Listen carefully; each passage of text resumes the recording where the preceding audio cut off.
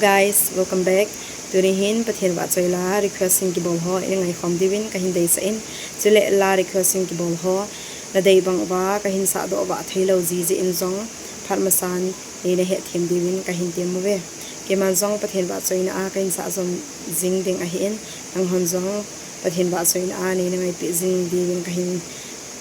tem ki no we tun la chu sa tang ka ti sis nei joi si hau kimin anasa pakai na gamnum ka ngaye tila chuhin sa engkate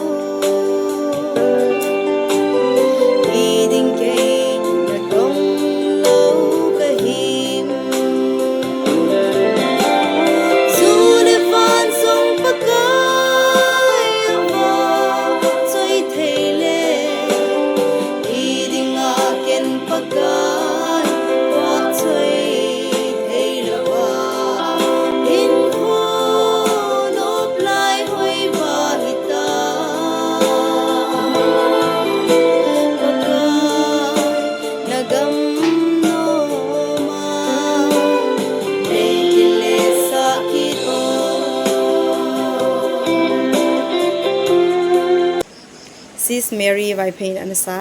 legim gen thena gam tila chu in sa engkate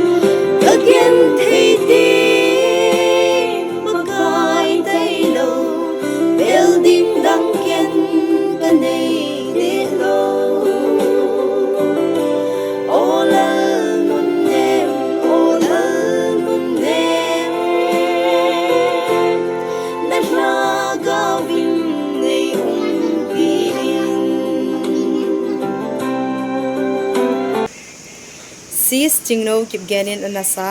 ai ngai lu ka chunu tila chu in sa engkate